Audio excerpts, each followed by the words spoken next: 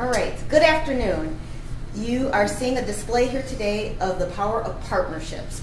You've seen the commitment of our local leaders ensuring that our scholars are safe, and today we are here to discuss what's happening at the state level.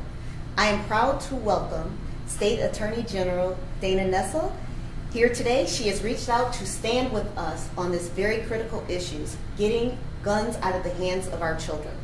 Before I turn over things to Attorney General Nessel, I want to take a moment to address our families and our scholars who shared their frustrations about the backpack ban.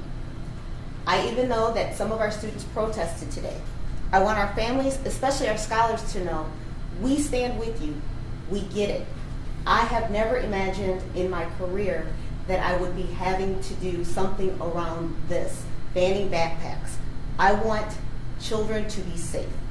It is my hope that the frustration that you are feeling you understand the reason for the backpack ban.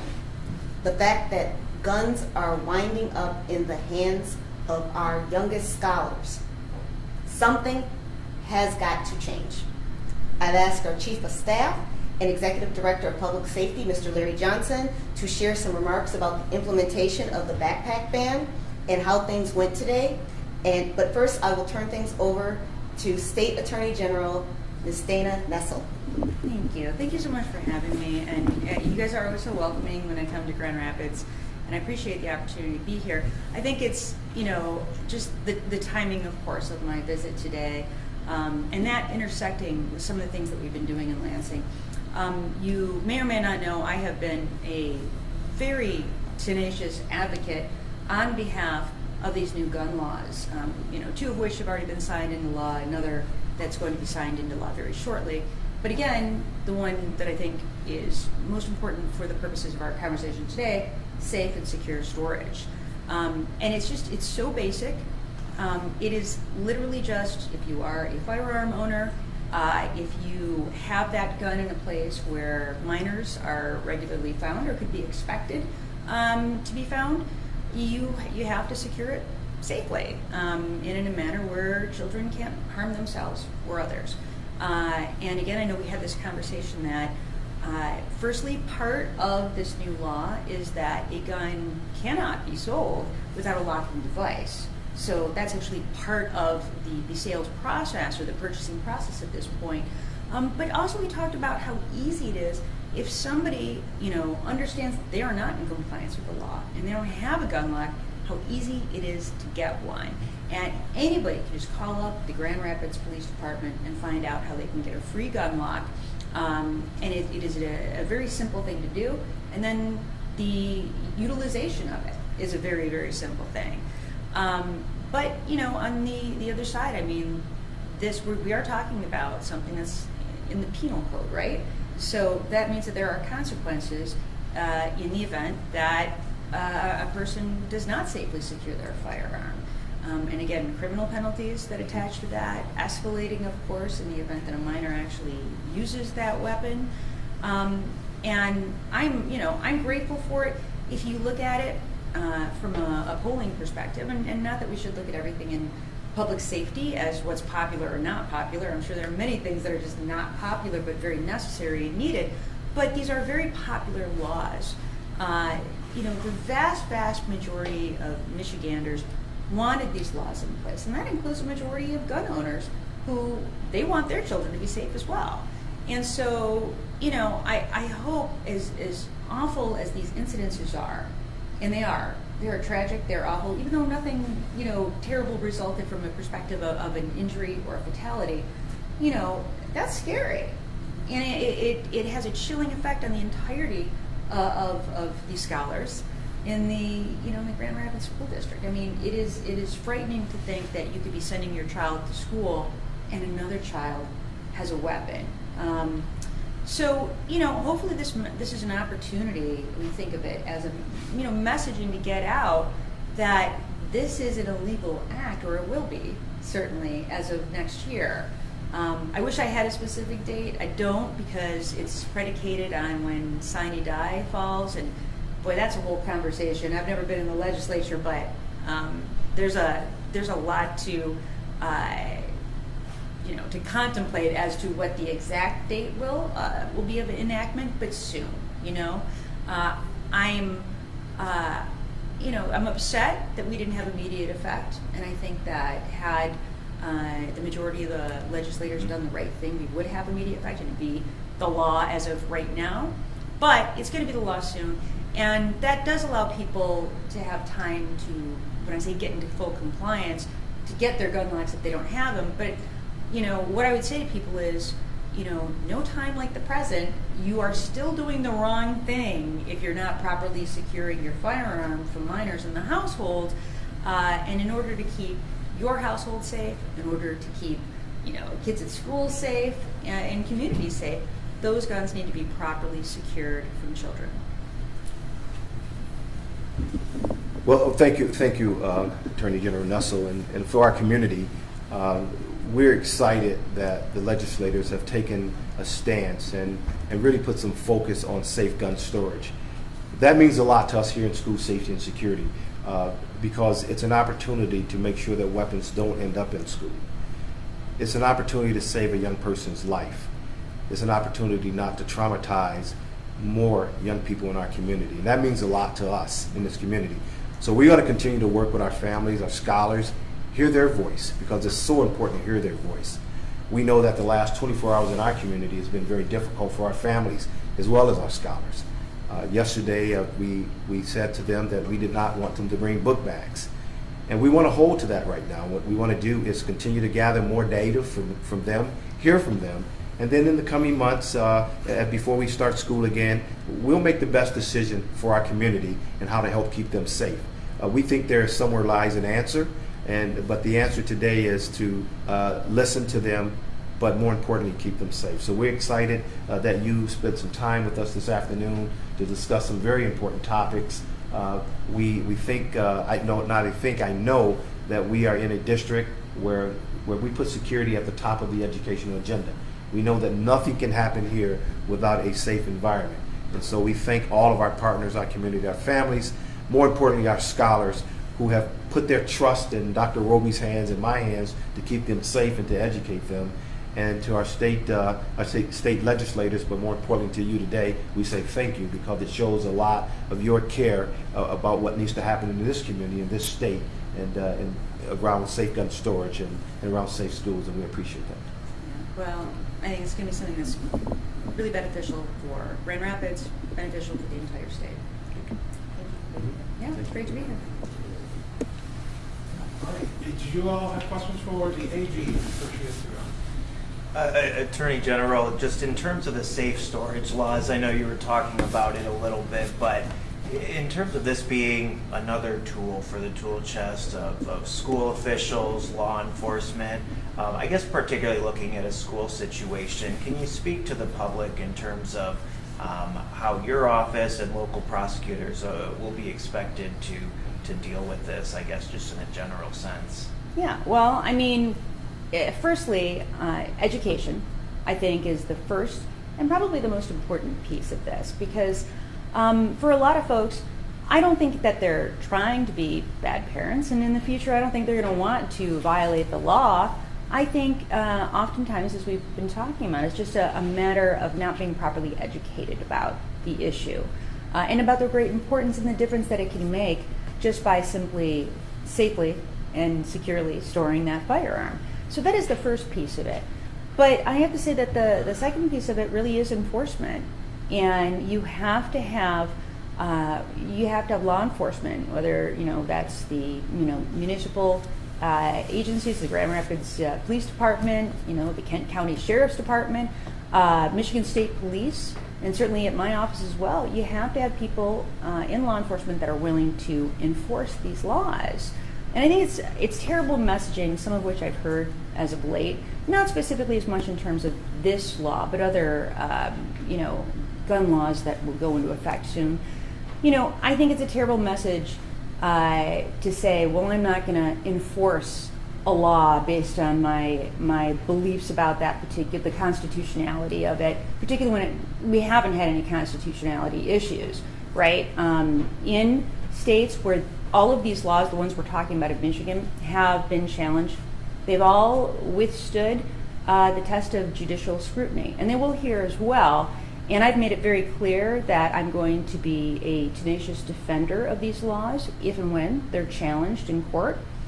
But the important thing is this, it's just keeping people safe. I mean, that's the beginning, that's the end. Keeping people safe. And I think for the vast majority of people here in Grand Rapids, here in Kent County, here in the state of Michigan, people appreciate that this is just a very basic, easy safety issue, and it's a way to prevent a lot of kids from being hurt, from dying, and from being traumatized. Other questions for the AG? I know you guys have district questions, but we want to let you. Oh, we have district questions too? No, Okay. I think probably will. Unless the AG wants to sit with us. Well, let's have a few minutes. I'd love to hear. Attorney General, just one more question, and just in terms of, your reaction having to come to an incident, of course, not as tragic as it could have been, good work by the students there, but the feeling of having to deal with this as a real issue as Attorney General, how does it feel to have to be looking at this in 2023? Yeah, well, kids have enough on their plate, right? They have enough issues to deal with. The last thing they need to deal with is the trauma that's associated with a gun in the school, especially one brought by a child so young. It's really concerning that a third grader can get their hands on a gun so easily. First of all, great work by the school district certainly in handling this situation. But, they're here to educate our kids, and that's what kids should be able to go to school, feel safe, worry about whether they studied enough for a math or an English test. That's fair, but they shouldn't have to worry about whether a child in their classroom is going to pull out a weapon and use it. So that's what we want to focus on, is making sure that we're minimizing the harm and allowing educators to do what they do best, which is educate our kids. Madam Attorney General, if you do have one more moment, I just wanted to ask this real quick, but we heard during that conversation the district touch on this glamorization, I guess, of gun violence, children being desensitized to gun violence just based on how prevalent gun violence is in the headlines these days. I would imagine you would say that these laws are one facet of that solution, but is there anything from a mental health perspective else that we should be thinking about and talking about as far as that conversation goes? Sure. Absolutely, we have to be paying attention to mental health challenges that kids are having. And, that's part of the discussion that we're having, right, is making sure that kids, when they are expressing something where, especially it seems as though there may be a safety risk, a threat to themselves or to others, that we have the resources available to address that. And I know there's a lot of ongoing conversations and a lot of work, even in this current budget, to address that. I will say this, we need more teachers, we need more social workers, we need more psychologists, we need more child welfare workers. We need to do everything we can to encourage people to go into these fields, and we have to make that available to each and every kid who needs it. However, and you've all heard this a million times, but I'm going to say it again, every country anywhere on the globe has mental health challenges, but every country doesn't have the number of firearm-related injuries and deaths that we have. So to say that this is not attributable to our gun culture and our lack of sufficient gun laws versus our ability to treat people who have mental health issues, I think there's no way that you can rationally make that statement. And so, yes, we absolutely have to address mental health issues that kids are having, but we also have to remove guns from that equation, because that is a really dangerous recipe. I invite Mr. Johnson now to talk about the implementation of the backpack ban today, and then we'll take questions about that as well. Well, overall, the backpack ban went very well. Any time you have to quickly make a decision in the name of safety, there'll be some resistance. What we thought today is a minor inconvenience. School safety is a minor inconvenience. But our parents received it well, our scholars received it well, and at times expressed their their distaste for it in a very respectful and lawful manner. But our goal again is to keep our babies, keep our scholars safe, and we'll continue the pathway we're on right now as we seek more information to decide what is in the best interest of this community. I think some of the complaints that we were hearing is that maybe the district should have considered metal detectors, which I know you've tried before, or before the backpack ban, or some other option, maybe just more security. What do you have to say to that? You know, we have the utilization of metal detectors in this district. We have a complementary public safety force in this district. We're a large district. There's no one solution that will keep weapons out of school. There's a combination of a lot. And I think one of the things that we have worked on very hard here is to see something, say something, do something. Working with OK to Say, working with Silent Observer, giving our kids an avenue to report, building up trusting relationships with staff. And that's the number one component of a safe school is administrative support and the relationships that our kids build with their teachers. That is what stopped an incident this week, and that's the safest thing to do. There's many components, many tenets we could have done, but we had to make a decision, and we feel that we made the best decision with the information that we had on yesterday. Mr. Johnson, was it a difficult decision? I mean, it's something we've seen before in other parts of the country, but certainly a drastic step. But to keep the kids safe, I mean, but was it a difficult decision?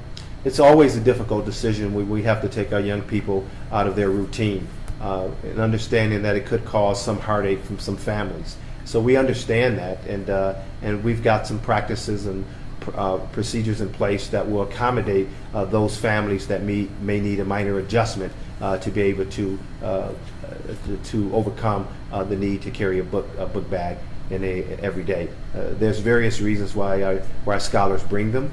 Some may not even be related to the carrying of books, but we want to make sure that we honor that. We're very compassionate today. We'll be compassionate throughout this entire process, but the main thing, we'll listen to our scholars. Mr. Johnson, I know clear backpacks aren't allowed right now, but is that something you guys have discussed yet? Is that a possibility for the future? Those are comments we've heard from our families. Those comments that our administrative team has been in discussion with today.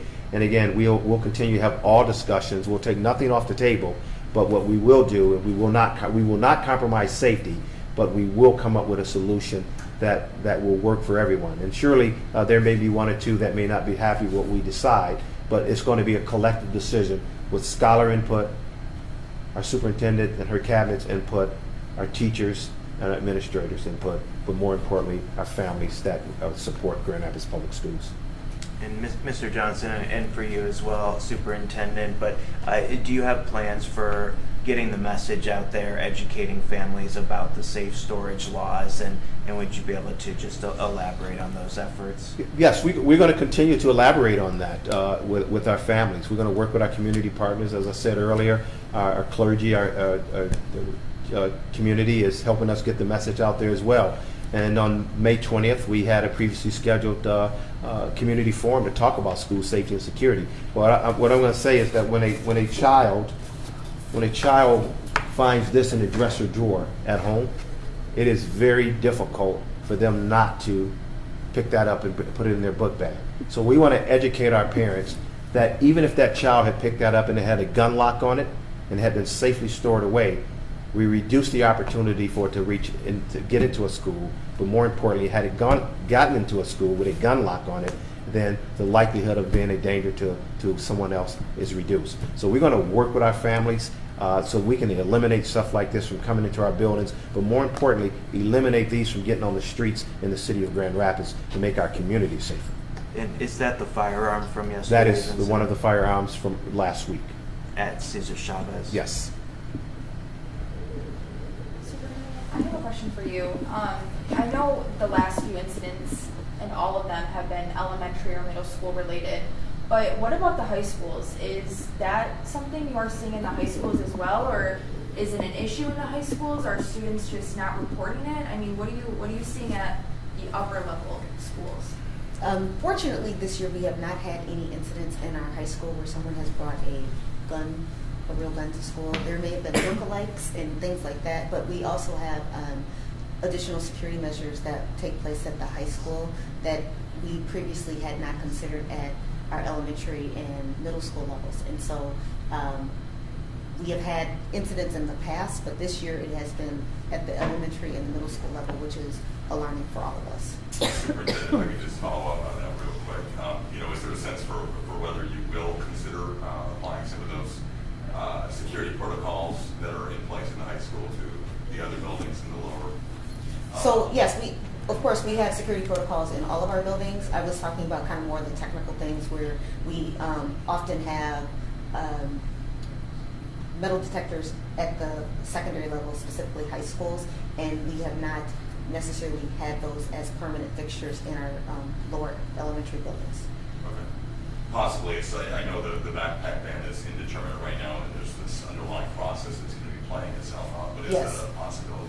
It certainly is. We, as Mr. Johnson spoke to, all ideas are on the table. We want to make sure that we first and foremost keep our young people safe and secure, wrap out a quiet, safe school year, and then use our summer to kind of continue to do some planning around and have a more comprehensive plan, because it's not just the technical pieces, it's all those other pieces that we were talking about with Attorney General Nessel around mental health, parent education, children education. This is also a community-related issue, so we want to make sure that we have not only just the technical pieces, but more of those adaptive pieces around education, and also looking at it from a health-related crisis, and how do we partner with some of those agencies and others within our community to fully wrap our arms around our young people.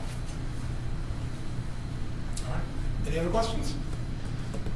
Okay, thank you guys. Thank We you. appreciate it. Thank Thanks you for all. being here. It was so great talking to you guys. Yes, Yes, thank you so very for much. having Thank you for me taking some today. time out with